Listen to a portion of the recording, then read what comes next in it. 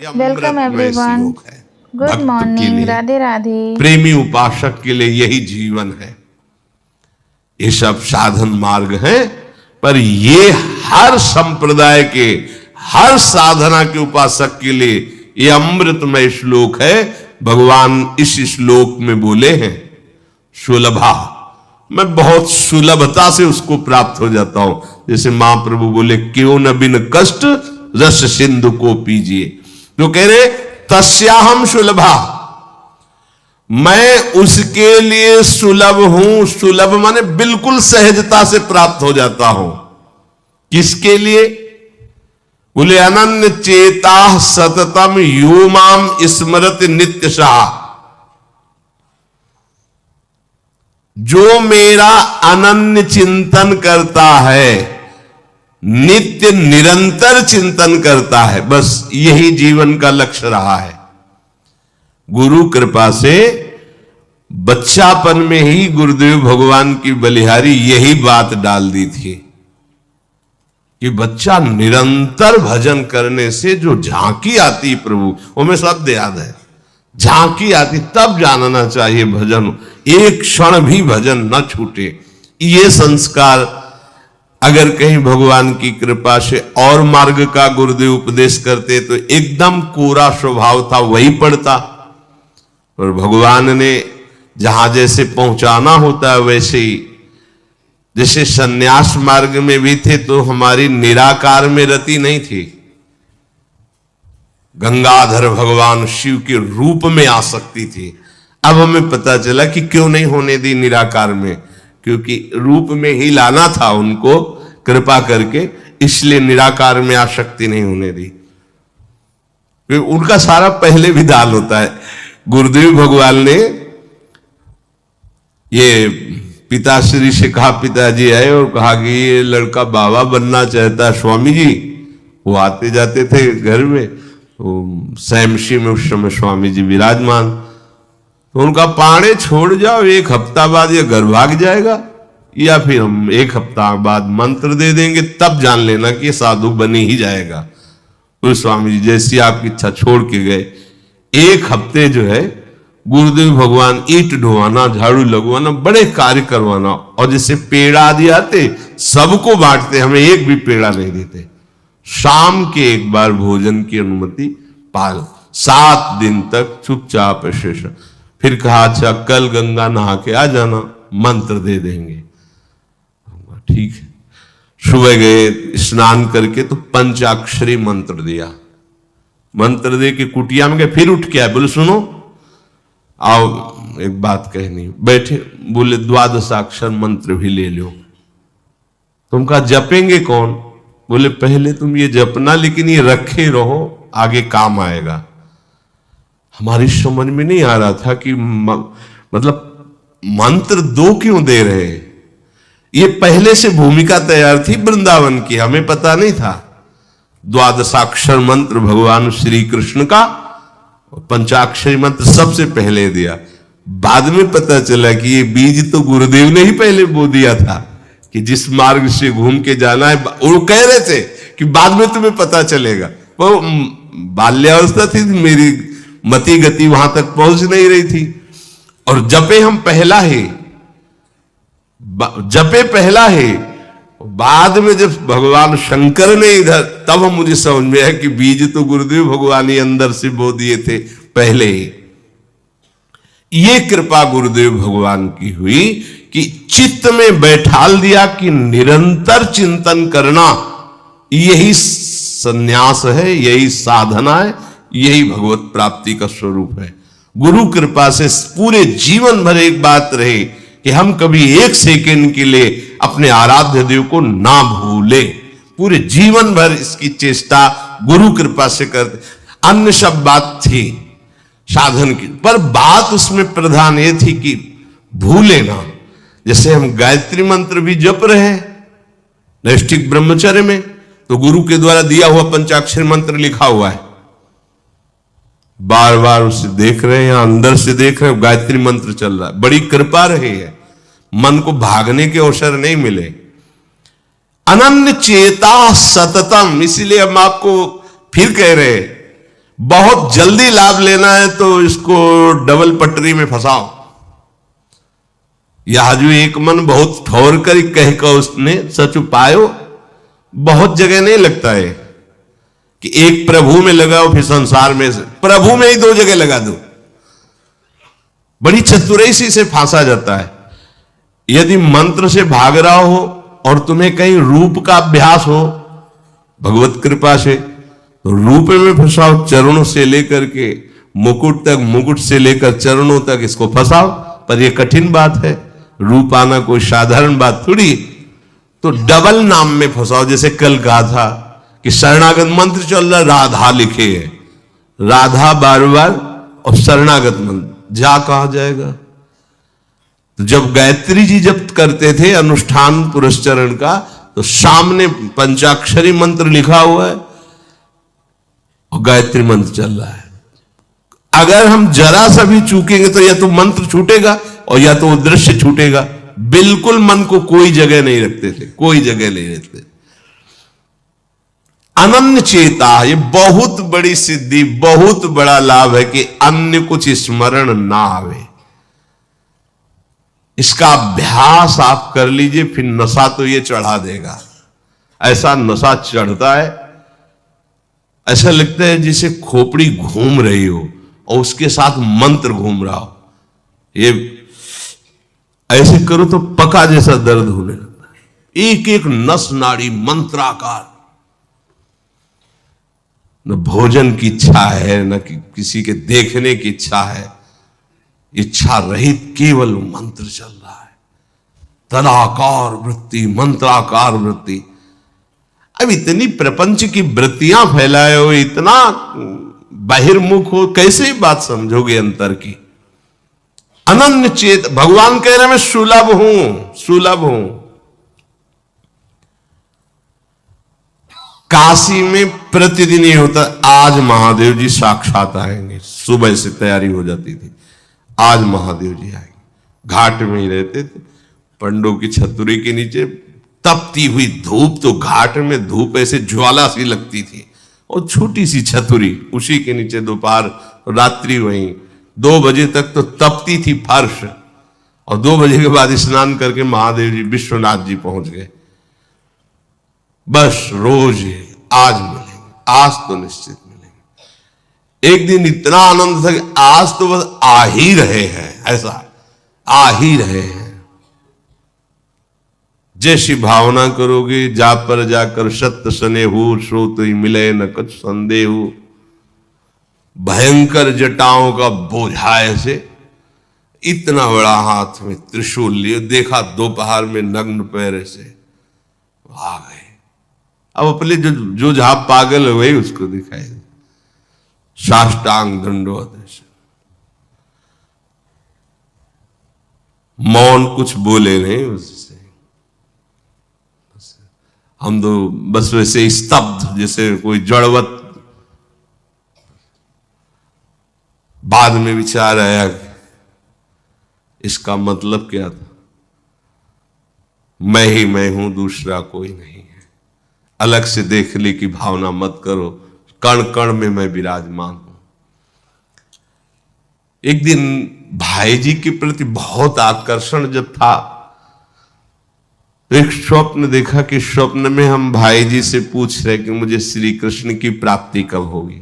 इसके बाद की बात, भाई जी ने ऐसे चश्मा करके ऐसे देखा, राधा बाबा बगल में बैठे, और कहा जब श्री कृष्ण बन जाओगे तब श्री कृष्ण की प्राप्ति होगी। जगने पर, बहुत विचार करने पर फिर यह कि श्री कृष्ण बन जाओगे, भाई जी का तात्पर्य क्या था। तब समझ में आ गया, मन कृष्णाकार, बुद्धि कृष्णाकार, चित्त कृष्णाकार, अहम कृष्णाकार, तब कृष्ण साक्षात्कार हो गया। नित्य युक्त योगिनः तस्याम सुलभा पार्थ नित्य युक्त योगिनः। नित्य युक्त हो गया जिसका चित्त प्रभु को छोड़कर किसी भी भोग भूमि में, किसी भी ऐश्वर्य में, किसी भी सिद्धि में। जैसे किसी को लगता है कि ये चमत्कार दिखाना कोई भी चमत्कार दिखाना बहुत कठिन बात है। अगर भगवत दर्शन का लक्ष्य ना हो, भगवत प्राप्ति का लक्ष्य ना हो, तो कोई भी चमत्कार ऐसे करने में है कोई बहुत बड़ी बात मत समझ। बस ये है कि इधर अगर स्वीकार किया तो उधर गेट बंद हो जाएगा, इसीलिए पिट जाते हैं, गाली सुन लेते हैं महात्मा जन, लेकिन प्रयोग नहीं करते अपने भजन का और प्रभु के पास जाते हैं। ऐसा ना समझे ना कि वो चमत्कार पीछे घूमते हैं। केवल बस एक बात है कि अगर इधर लगे तो उधर का गेट बंद हो जाएगा। तो इतनी दुर्लभ बात बनने जा रही है किसी को प्रमाणित करने के लिए कि हम महात्मा, हम भजनानंदी, हम चमत्कारी है, अपना गेट बंद करवा ले, तो मूर्खता ही होगी ना। यहां क्या होगा, वाह वाह हो जाएगा, बस उसके आगे क्या होगा, फिर वही प्रपंच। तो ये जो ब्रज के महात्मा है, जो भगवत प्रेमी महात्मा है, जो भगवत प्राप्त करने वाले हैं, इनके अंदर चमत्कार के बाप की सृष्टि होती है। ये चमत्कार बहुत ऊपर होते हैं। ये नहीं सोचना चाहिए कि इनमें भजन होता तो उसने 2 थप्पड़ मारे भस्म कर देते। भजन का जानते हो, भजनानंदी का 2 थप्पड़ मारा है, तुम्हें निश्चित भगवान की प्राप्ति हो, तुम्हारा कभी अमंगल न हो, भगवान तुम्हारे परिवार को भी सुखी रहे और तुम आजीवन स्वस्थ रहकर पवित्र बुद्धि के द्वारा भगवान को प्राप्त। ये महात्माओं का बल होता है। महात्माओं के बल थोड़ी होता है किसी ने गाली दिया, मार दिया, जा भस्म हो जा। ये भस्मासुर थोड़ी होते हैं महात्मा, है भाई भस्म कर दिया, नष्ट नहीं। साधुते हो न कारज, तब भगवान उनके अधीन होते हैं।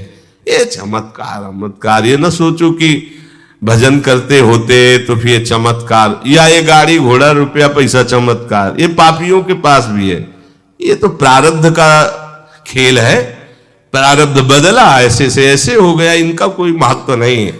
महत्व है नित्य युक्तस्य योगिना, तुम्हारा चित्त निरंतर आराध्य देव में युक्त है कि नहीं। किसी भी ऐश्वर्य, किसी भी भूमि, किसी भी पद का कोई भी संबंध, आश्रय, चिंतन नहीं। ये हुआ आनंद चेता। जैसे पतिव्रता स्त्री का मन केवल पति के ही सुख में निमग्न रहता है, पति का चिंतन, पति की बातें, पति वो उसी में मगन रहती है। पति के सिवाय उसके मन में अन्य किसी पुरुष का राग पूर्वक चिंतन कभी होता ही नहीं।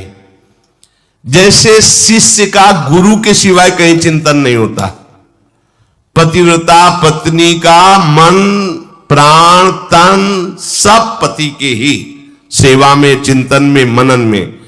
जैसे शिष्य का गुरु के ही तन, उनकी सेवा में मन, उनके आज्ञा के पालन करने में एक एक चेष्टा गुरु की प्रसन्नता के लिए, कोई दूसरा इष्ट शिष्य का होता ही नहीं है। शिष्य का कोई दूसरा इष्ट नहीं होता। ऐसे शिष्य को अपने गुरुदेव में ही भगवान का साक्षात्कार हो जाता है, क्योंकि पर्दा हटा तो देख लिया कि प्रिया प्रीतम मुस्कुराते हुए बैठे। श्री भट्ट देवाचार्य जी के पास जब हरिव्यास देवाचार्य जी आए तो कहा, भगवान हम शिष्य बनना चाहते हैं। तो उनका, तुम्हें हमारी गोद में कुछ दिखाई दे रहा है? वो कहा, ऐसा में कुछ तो नहीं दिखाई दे रहा है। उनका, फिर अभी तुम जाओ गिरिराज जी की 12 वर्ष परिक्रमा करो, राधे राधे बोलो 12 वर्ष पर। ऐसा ही किया। 12 वर्ष बाद फिर आए, अब कुछ दिखाई दे रहा है? बोले भगवान कुछ नहीं दिखाई दे रहा। बोले जाओ फिर 12 वर्ष करो। कह रहे कि जो शिष्य है गुरु के सिवा और कोई इष्ट रहे हैं, उन्हीं का चिंतन, उन्हीं के आगे, तो वही उसको साक्षात्कार हो जाता है। जब 24 वर्ष बाद आज्ञा पालन करके आए तो देखा प्रियालाल गोद में। बोले अब कुछ दिखा है? हाँ। बोले प्रियालाल महाराज जी विराजमान है, आओ। वही महावाणी के रचयिता श्री हरिव्यास देवाचार्य जी गुरु आज्ञा में एक कदम पीछे ने 24 वर्ष गिरिराज जी की परिक्रमा राधे राधे आए नहीं, जब तक आज्ञा पालन नहीं हुई। आज्ञा पालन साक्षात्कार करने के बाद मंत्र दीक्षा दी, आज्ञा पालन का फल भगवत साक्षात्कार। जो अन्य तरफ मन ले जाता है, अन्य तरफ अपना भाव ले जाता है, वो अनन्य चेता नहीं कहलाता है। अनन्य चेता को भगवान सुलभ हो जाते हैं। सततम यो माम स्मृति नित्यशः। सततम का अर्थ होता है जब आप होश में हैं तो आपका मंत्र या नाम चल रहा हो। नींद खुली, आप जप नहीं रहे, आपको ऐसा कि मंत्र जपना, ऐसा नहीं, चल रहा है। तो सोते में भी चल रहा है। जब आप नींद में गए तो आपका मंत्र चल रहा था, आप सुषुप्ति में हो गए पर आपको पता नहीं। जब जगो तो आप देखो चल रहा है कि नहीं चल रहा है। अगर चल रहा है तो चल रहा था, नहीं चल रहा तो फिर सतत नहीं था। उसका कारण आपने सोते समय भजन नहीं किया। यह भी गुरु कृपा से पहले ही सिखा दिया गया था कि जब तक गाढ़ नींद ना आवे तब तक आसन में बैठ के मंत्र जप करो, जब आ जाए तो लेट जाओ, मंत्र का चिंतन करते हुए सो। तो वैसे प्राय उपासक जो भजन करते हो अनुभव करते होंगे, जगते ही मंत्र चल रहा है। सैकड़ों बार तो ऐसा अनुभव हुआ कि हम सो ही रहे हैं पर आसन में बैठ गए, जब चेतना आई तो देखा है कि मंत्र चल रहा है, आसन में बैठे। अभ्यास बहुत बड़ा बल सोते, मतलब अभी नींद खुली नहीं, आसन में बैठ गए।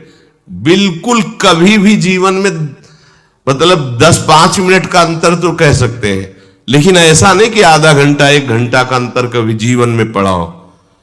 और वो अलार्म कभी जीवन में लगाया नहीं। गंगा किनारे कहां अलार्म। अभ्यास बहुत बड़ी ताकत होती, बहुत। आप सोचो, अभ्यास नहीं तो नेत्र खोल के भी निशाना नहीं लगा सकते, और अभ्यास है तो शब्द पे गोली मार देगा, आवाज हुई ठीक वही गोली लगेगी। अभ्यास बहुत बड़ी ताकत होती है।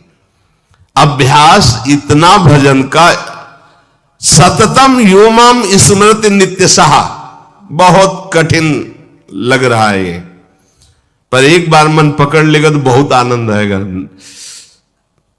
कैसी कैसी आनंद वृत्तियां होती हैं निरंतर भजन करने वालों की। दूसरे की जरूरत नहीं, अपने आप में नाचता है, अपने आप में बातें करता है, अपने आप में हंसता है, अपने आप में खेलता है, उसे किसी और की जरूरत नहीं होती।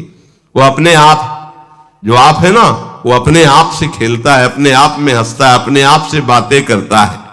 जो भगवत प्राप्ति करना चाहता है, जो अध्यात्म की ऐसी ऊंचाई पर पहुंचना चाहता है जहां काम, क्रोध, लोभ, मोह, मद, मत्सर, ईर्ष्या, द्वेष, इनका प्रवेश ही नहीं, इनकी पहुंच ही नहीं है, कितना उस हृदय में आनंद होगा जिसमें कोई कामना नहीं है, कोई द्वंद्व प्रभावित नहीं कर पा रहा।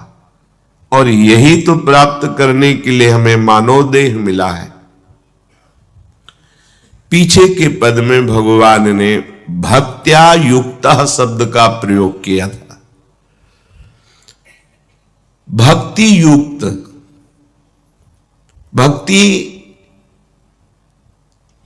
प्रभु के सिवा अन्य कोई हमारा प्रिय न रह जाए, यह है भक्ति की कसौटी। ज्ञान की कसौटी, आत्मरति के सिवा और कहीं रति न रह जाए। आत्मावान, आत्मरति, आत्म क्रीड़ावान। बात एक ही है, हम श्री कृष्ण बोले, ज्ञानी आत्मा बोले, योगी परमात्मा बोले, भक्त भगवान बोले, वो एक ही बात है। पर अन्य कुछ रह जाना, ना वो ज्ञानी है, ना वो योगी है, और ना वो भक्त है। भक्त्या युक्ता, प्रभु के सिवा अन्य कोई सत्ता नहीं, अन्य कहीं महत्ता नहीं, अन्य कहीं अपनापन नहीं। चाहे वो वस्तु हो या व्यक्ति हो या स्थान हो, चराचर जगत में कहीं भी अपनी प्रियता ना रह जाए, इसी का नाम भक्ति है।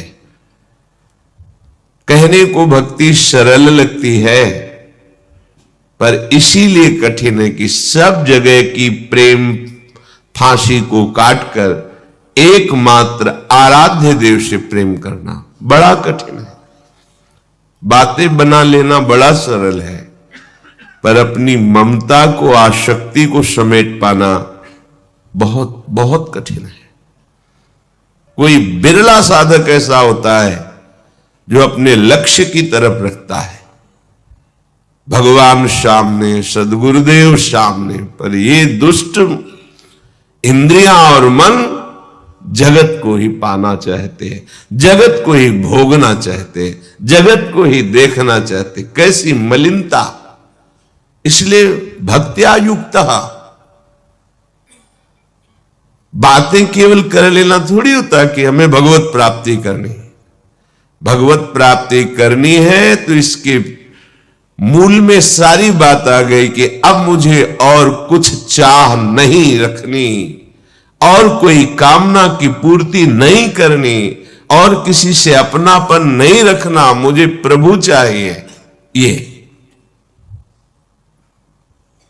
सावधान हो जाइए, आप एकांत में भी भगवान के सामने हैं, आपको हमारे श्यामा श्याम देख रहे हैं। ऐसी भावना से हर समय सजग रहोगे तो पापाचरण बंद हो जाएंगे। पापाचरण बंद होते ही हृदय प्रभु की तरफ भाग पड़ेगा। प्रभु की तरफ भागना क्या है? प्रतिक्षण उनका गाढ़ चिंतन।